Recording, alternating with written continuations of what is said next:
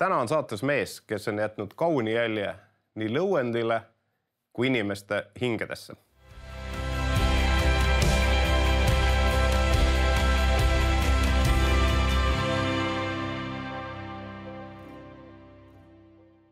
Tere tulemast vaatama järjekordset saadet sarjast Meistri töökojas. Ja mul on ääretult hea meel istuda täna siin koos Alariga. Tere tulemast, Alari. Tore olla siin. Aitäh, et sa Pärnust võtsid teekonna ette Tallinna suunas. Aga ma tean, et mõned ajad tagasi elasid sa veel Inglismaal. Räägi veidi oma perest ja kus sa tuled ja millega sa oled kristlikul maastikul ka tegelenud? No pärit olen ma suurem osa elust olen elanud Pärnus. Enne seda elasin ka erinevates kohtades. No, lapsepõlv oli üldse Palamusel, Tootsi koolimaja juures, kus mu vanemad olid õpetajad, olid siis Palamusel. Aga sealt edasi läks mitmesugune teekond, kuni ma siis leidsin oma abikaasa Pärnust ja maandusin sinna päris mitmeks heaks aastaks. Ja siis ühel hetkel osa mu pereliikmeid läksid Inglismaale koguduse juurde, mille nimi oli Amazing Grace, läksid sinna, on praegu ka, läksid sinna siis nagu teenima ja niimoodi abiks ja ka ise treenitud saama. Ja siis ühel hetkel pojad ütlesid, et kuule, te peate ka tulema, et siin on hea kraam ja tulge siis. Ja siis me võtsime kätte ja läksime alguses vaatama. Olime 3 kuud, siis mõtlesime, et sellest jäi nagu väheks, siis läksime pikemaks, kokkuvõttes olime 5 aastat. Ja siis, kui tuli COVID, siis me tulime tagasi niiviisi, et tulime tegelikult lapsi hoidma alguses. Aga orkestreeritud oli nagu teisiti ka juba, et me siis jäimegi, ütleme, ülevalt poolt orkestreeritud, niimoodi saab öelda. Et see sõna orkestreeritud on üldse minu jaoks väga tähtis, et kui ma vaatan oma elu, siis mõtlen, et see asi oli korraldatud ette kuidagi. Ja see asi oli kuidagi ette korraldatud, et ma ei tunne enda suurt rolli, et ma olen nüüd olnud juba tark ja elanud siin ja seal ja siis vaid keegi on korraldanud ja see keegi on... Sul on suur pere. Ja. Siin on ka üks perepilt. Siin me saime mõlemad 60 abikaasaga ja siin on suurem osa seda kampaaniat peal. Osad lapsed on kõvasti väiksemad, kui nad on juba täna, aga nad on seal. 24. aasta 1. juunil su abikaasa Katrin lahkus taevakoju. Jep. Sellest ajast alates oled sa käinud selle ilmateedel siin üksinda. Enne kui me edasi lähme, Alari, ma tahaks küsida ühe raske küsimuse su käest. Ma olen ise osalenud mitmel korral, osalesin ka palves su abikaasa tervise pärast. Nüüd on aasta ja rohkem möödas su abikaasa lahkumisest. Miks on vahel nii, et Jumal viib oma lapsed koju, isegi siis, kui nii palju palvetatakse ja Piibel ütleb, et haigete peale nad panevad käed ja nad saavad terveks. Aga miks on ikkagi nii vahel, et Jumal viib oma armsad koju? Varem, kui võiks oodata? Ja, mul just torkas praegu sinu küsimusest silma või kõrva ka see sõna armsad, et igaüks tahab ju oma armsaid enda juurde saada ja kui on temale armsad ja kui nad on valmis, siis käitub ka üks teine suurem plaan mõnikord. Mul tundub niimoodi lihtsalt, kui ma vaatan elu üldiselt, et see küsimus, miks kedagi kutsutakse koju või kedagi jäetakse, ma arvan, seal on mõned asjad, mõned värksõnad, nagu, et kui keegi on ise valmis, kui kellegi armastus, mis tal on jagada selles ilmas, on juba nagu ära jagatud enamuses. Ja ta on nagu oma ülesande, nii-öelda armastamise ülesande siin täitnud, siis ma arvan, et tal on võimalus ja kui Jumal nii näeb, siis ka aeg minna või jah. No kahtlemata su kallis abikaasa Katrin oli üks armastuse kehastus siin ilmas ja te jõudsite väga palju koos teha. Ja, meil oli 39,5 aastat olime abielus koos ja see oli pikk aeg, see teekond. Nii, kui see pilt ka räägib, te reisisite ka palju, jah? Ja reisisime ka palju. See oli üks viis, kuidas nagu, tegelikult suur osa ju sellest teekonnast oli ka teenimine kuningriigis, Jumala riigis. Ja siis see reisimine, see oli ka selline inspiratsiooni koguda, mis osutus väga tähtsaks minu jaoks kuni tänase päevani.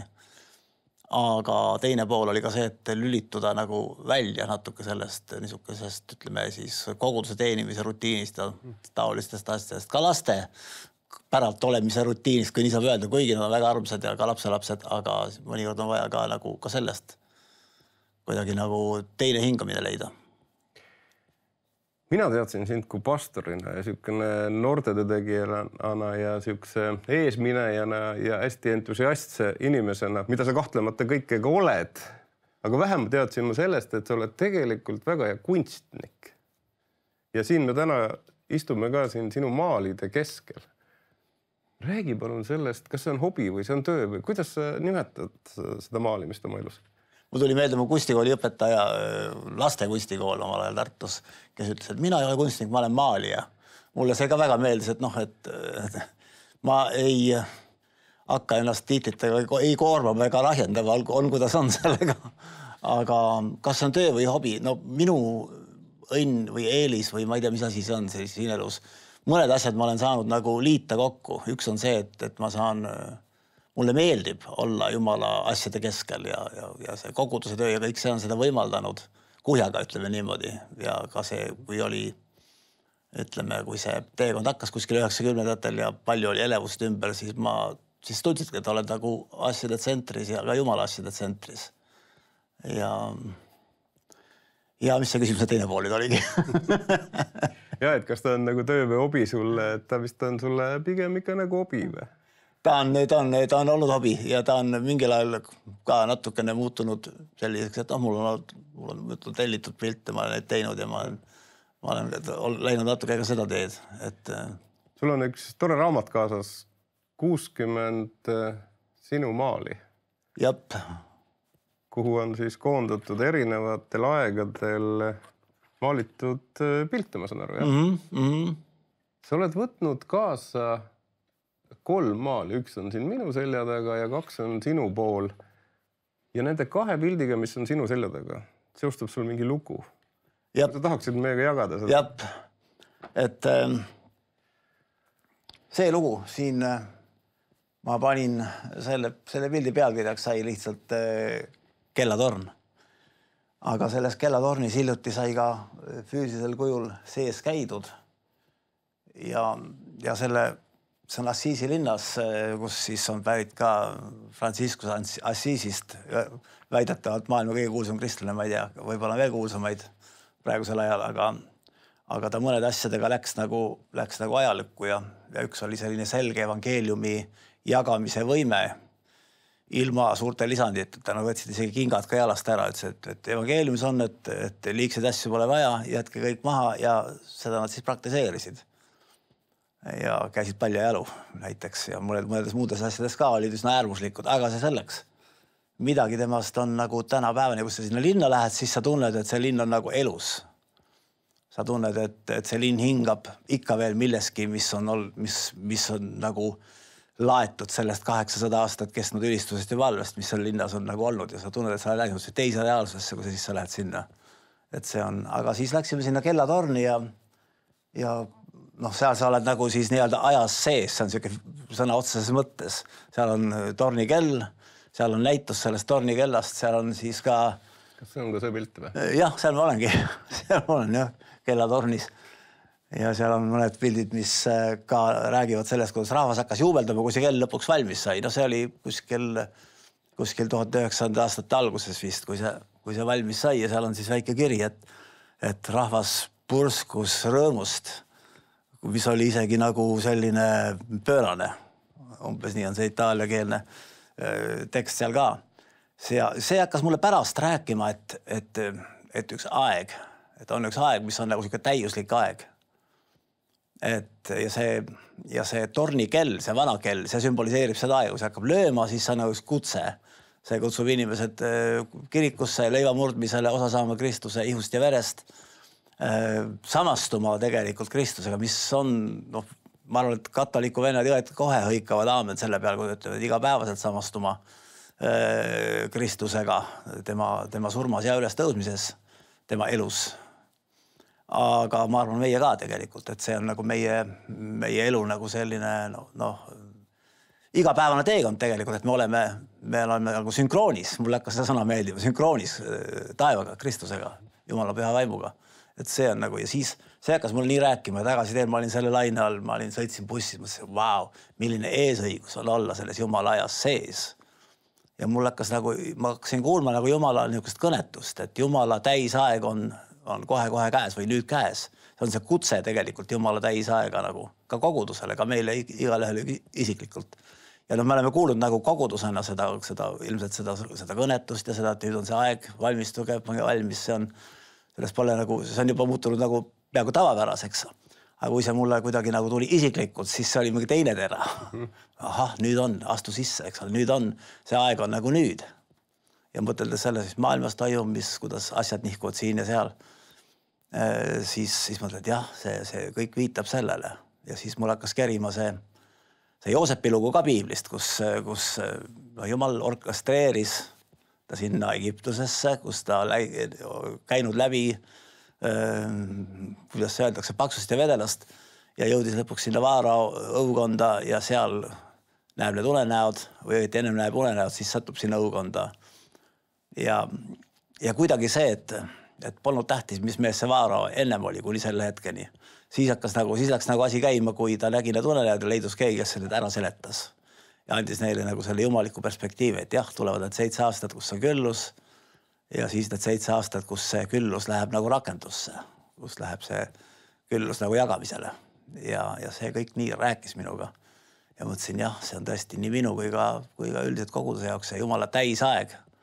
Nii nagu oli see Joosepi jaoks see täisaeg, mille seda astus, võttis vastu selle rolli, mis talle oli antud selle kutse. Ja selle kaudu päästis siis oma pere ja terve suure hulga rahvast. See vili koguti. Ja me teame, et Vana Testament räägib ju võrdumites meile praegusesse. Ja see vilja kogumine, see kuidagi kõik nii elustus nagu, et see on. Kevadel 2025 oled sa saanud kõnetuse täisaeg. Nüüd on Jumala aeg. Jah, just nimelt jah. Et ma kuidagi jah, väga sügavalt kuidagi veendusin isiklikult selles ka, et see aeg on mitte tüki aja pärast, vaid see on nagu nüüd, pigem nüüd, kui kunagi tulevikus, kauges tulevikus. Alari, sa oled erinevaid aegu näinud, sa oled Vene aega näinud, sa oled uut Eesti aega näinud, sa elad praeguses ajas. Mille poolest praegune aeg erineb sellest, mille keskel sa ennem oled elanud? Praegune aeg on meenub piibli sõna, see on tegelikult väga üldine, aga nüüd on meie pääste lähemal kui siis, kui me usklikuks saime. Aga teine selline praktilisem pool, mis mulle ka nagu pähe torkas, ma mõtlesin, et okei, sel aastal, kui ma sündisin, oli maailmas umbes 3 miljardit elanikku. Ja praeguseks on 8 miljardit elanikku. Tähendab, ma olen tulnud läbi ajast, kus see maailma elanikkond on mis on siis matemaatika ja tugev ülga 2 ja koma kordistunud on ju, 3 kordistunud pigem. Et see viib kuhugi välja. Öeldakse ka, et kuskil 10 miljardi peal see vist jääb seisma, see kasv. Juba praegu tegelikult on märgid, et see platoo on nagu käes. Et see on selline väline suur pilt, aga see viitab ka sellele, et mingi asi jõuab kuhugi välja ja siis on tal nagu see ja ütleme, et see on see kuhjaga täis maailm on ka mingisugune nagu pilt, eks ole, kuhu me oleme jõudnud ja mis on nagu täna. Ja kõik muud asjad siin ümber on ju kõik. Aga ühelt poolt sa nagu tajud, et kurjus tõuseb, aga mida sa koguduses näed? Sul oled ju erinevaid kogudusaegu ka näinud. Mida sa täna näed koguduses? Kas kogudus tõuseb? Jah, ma ütleks niimoodi, et mis ma nagu kuidagi kogesin, et mis seda täisaega iseloomustab, et Jumal õpetab ka niimoodi umriga pooleks võib nii öelda, et oli aeg, on olnud aeg, kus me paletame köha ja nohu eest ja ei saa kuidagi vabaks, sellest ei lähe. Ja siis tuleb mingi teine hetk, kus on nagu, kõik on nagu lahti ja sa paletad mitte ainult köha ja nohu eest, palju suuremate asjade eest. Ja need lähevad. Ja Jumal kuidagi õpetab ja treenib ka. Ja praegu oleme millises ajas? Praegu oleme sellises ajas, kus ikkagi saab juba vägesid visata. Just. Ma ükspäev proovisin, mul tuli vaim peale ja ma proovisin ja see kõlas niimoodi. Et mul oli veel seal Pärnus, kus me elame, tulid maja juurde mõned inimesed, kes on seotud perega, kes meil seal on. Nad ei ole kristlased ja nad tulid sinna midagi tegema. ja siis noh, see oli välitöö niisugune, no vaata, mille seal midagi planeerimine niimoodi, järsku hakkas vihma sadama. Ja noh, kõik on nii, et noh, et me pidime ju siin toimetama ja tegema ja nüüd on korraga vihm, miks see vihm siin on. Ja mul tuli vaim peale, ma läksin õue ja riidesin selle vihmaga, et Kristuse nimel sa vihm, mine saja seal mere peal, ära siin paps sellest saja. Ja no ise oled ka põnev, sul tuleb mingi asi purskab nagu välja, sa vaatad, mis nüüd saab ja huvitav, mis need teised inimesed nüüd mõtlevad. Ma üritasin mitte mõelda, mis nad mõtlevad, sellest nad ei ole kristlased, siin mingi fanaatik tuli välja ja hakkab siin nüüd pilvi liigutama, aga kõige huvitav oli see, et tõepoolest see vihm lihtsalt lõppes ära nagu mõne, mitte nagu tüki aja jooksul, vaid mõne minuti jooksul lõppes ära. Aha, toimis, tänu jumalale. Ja ma kuulsin vastupidist lugu hiljuti Iisraeli kohta, kui olid suured tulekahjud, nad palvetasid seal. Ja vihm hakkas sadama aasta ajal, kus vihma ei saja. Ja sellest oli palju abi nagu tulekahju kustutamisel, et Jumal tõesti liigutab pilvi tänasel päeval ka. Meie valve peale. Ja, et väiksed märgid, ma ise olen aru, et need on üks treeningud, et ilmselt on olulisemaid asju kui pilvede liigutamine, mida on kohe-kohe vaja liigutada, aga see usutase kuidagi tõuseb, ma tunnen omal nahal seda praegu, et see, et on võimalik neid olulisi asju liigutada, mis on inimeste elus, mis on mäed inimeste elus, mis on mäed linna elus, rahva elus. Ehk Jumal valmistab lõpuaja ärkamist ette, küsimus, kas sa tahad olla kaasas? Just nimelt, jah, see on väga selge küsimus minu jaoks ja tegelikult mitte ainult minu, vaid ma usun, et see on meile. Ja sinu silmadest ma näen, et sina tahad olla kaasas. No ma tahan, mulle meeldib jah olla asjade keskel. Ma ei taha kuskile, rong läks ära. Seda tunnetan ka ju elus tuntud mõni hetk, aga õnneks mitte liiga palju. Läks ära, ei saanud see kord. Just. Ahlari, sul on üks pilt veel, millel on mingi lugu. Sellega seostus ka midagi. Seal on ju ilmselgelt see on Eesti teema, eks ole, seal ta läigib võib-olla on siiski näha, et vihma sajab ja viljapõld on valmis saanud, tähendab, vili on valmis saanud ja vett on juba põllu peal ka. Ja see võib-olla lihtsalt räägib ka sellest, et kas me saame selle vilja kokku, et kas vihma sajab, tegelikult see teine pool töötab ka. Et mulle tundub, et maailm on nagu kolme mängijaga male praegu, et on tõearmastus, on miski, mida ma nimetan pettuse palavik või petupalavik, nagu võiks öelda. Ja mäng käib nende kahe vahel ja seal on veel kolmas mäng ja on aeg. Mõlemad proovivad ju aega kasutada, et oma looga läbi saada. Ja kes nagu paremini oskab aega kasutada või kelle poolt aeg mängib. See läheb metafüüsikasse, läheb üle meie pea, aga nii võib öelda, eks ole, et ajal on oma käik, see on jumala valdkond, ega seda väga keegi ei saa niimoodi, aga lihtsalt aeg on nagu tähtis mängija. Ja mõlemal on teatud võime kasutada seda, eks ole, nii sellel pettuse poolel kui sellel vihmal on aeg kasutada ja sellel viljal, mis on valmis, sellel on oma aeg ja kas lõikaja jõuab kohale enne, kui see vihm selle maha tallab, on ju. See on ka niisugune nagu asja niisugune praktilisem pool võib-olla, et kas me jõuame igal ajal kohale. See on selle pildi teema lihtsalt. See on selle pildi teema, just. Ja millest sa unistad, kui sa mõtled läheneval ärkamisele sellele, et Jumala ligiolu tuleb? Ta on oma prohvetite kaudu öelnud, et ta tuleb sellele maale. Ma arvan, et see ei ole nagu enam küsimus, kes usub, kes ei usu, see ei usu. Selle pealt mu hea sõber just rääkis eile sellist lugu, et ta küsis Jumala käest, et Jumal, mis saab sellest maast. Ja Jumal oli kuidagi nagu juba täitsa nagu natuke pahandanud, et mis saab sellest maast. Ma olen öelnud, mis saab sellest maast. Ta tahab täita selle maa oma ligioluga niimoodi, et nagu vesi kardab mere põhja. Sa oled mere ääre inimene. Ma annan sulle ämbri, mine võta Pärnu laht, tee tühjaks. Ta annab mingi suure pumba sulle, mine tõmba see tühjaks. Sa ei saa seda tühja, kui vesi katab mere põhja, siis ta katab niimoodi, et sa mitte kuidagi ei saa seda. Jumal tahab tulla Eestimaale niimoodi ligid. Ja Pärnust see veri muudab aega, et maismaad ka mere põhjaks. Just, peal maismaa ka sealt eest. Ja see tuleb. Mida sina isiklikult unistad, kui sa tead, et midagi sellist on lähenemast? Ma olen selline, sa ütlesid, et ma olen siuke energiline ja eesmine ja see aga ennem, aga tegelikult ma olen siuke introvert ka, nagu mulle meeldib. Ja selles valguses ma nagu mõtlen, et küll oleks tore, kui sa oled nagu täis, ütleme, Jumala kraami, head kraami. ja siis sa saad viibida inimeste hulgas ja asjad nagu, ma ei tea, kui hästi see nüüd piibliga kokku läheb, aga kuulda on olnud nagu nendest vanadest lugudest ja mõnest asjast veel, et kui sa saad kaasas nagu võtta selle Jumala ligiolu niimoodi, et see puudutab inimesi ilma, et sa peaks seal tohutult hakkama võimlema, käte kõverdusi kükke ja ma ei tea, mida veel tegema, vaid see lihtsalt nagu tuleb sinuga kaasa, et see oleks nagu selline, ma ei tea, see vist kõlab mugavalt, aga ma olengi natuke, me vist oleme, see on võib-olla heast tingitud ka, ma olen vist mugavaks ja ma tahaks, et sa tuleks minuga kaasa ilma pikema jututa ja ma tahaks, et mul oleks selline loov viis, kuidas nagu sellist tavapärasest nagu sellisest barjäärist nagu läbi saada, ilma selle taha takerduvata. Inimesed takerduvata mingi sõna tuleb, no näiteks sõna, ütleme, kui läheme koguduse ette, ütleme, hakkame palvetama, siis inimesed on mingi nupp läks, mingi religiooni nupp läks alla ja siis on kohe see isegi mõni väga püha asi võib olla niimoodi, et see läheb selle religiooni nupu alla on ja siis on nagu error peal, siis nagu ei saa nagu läbi sealt. Ma tahaks ilma nende religiooni errorite või muude errori nuppudeta saada kuidagi, et see asi jõuaks inimestele kuidagi sealt vahelt niimoodi kohale päriselt. Ehk sa igatsed midagi täiesti uut, et kõik see no jah, see ei pea olema nagu vormiliselt midagi uut, aga see Jumala ligiolu tasand võib-olla.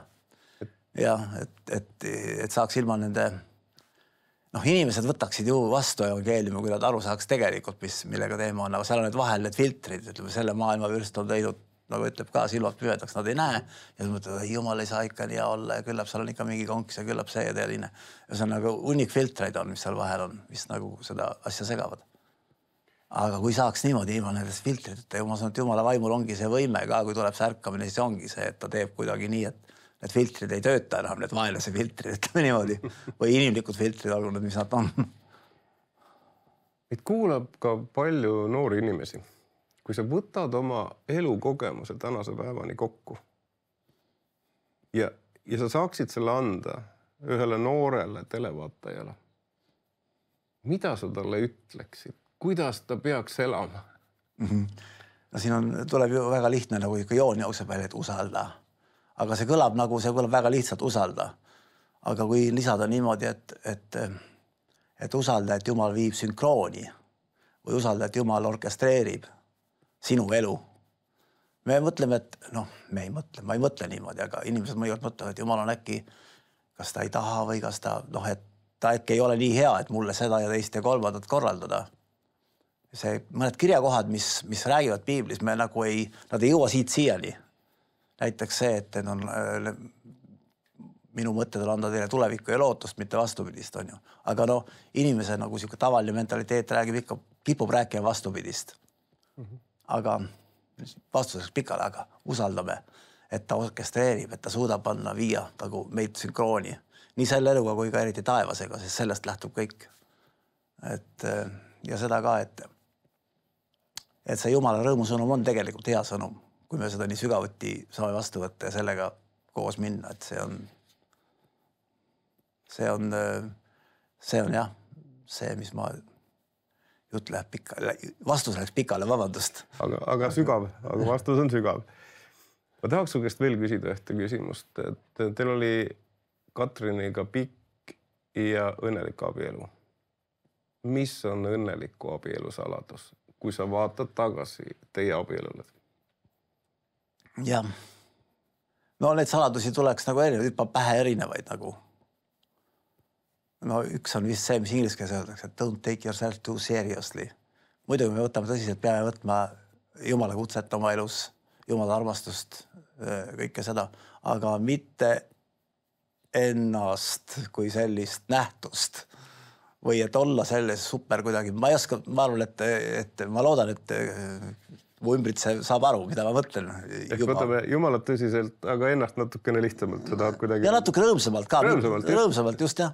Et mis me tegime, kui hakkas tulema kopp ette, kõik autosse ja kuskile kas või Poolasse, kui kaugemale ei kannatanud. Ja mis sest, et lastetoetused tulevad homme, mitte täna ei ole tulnud.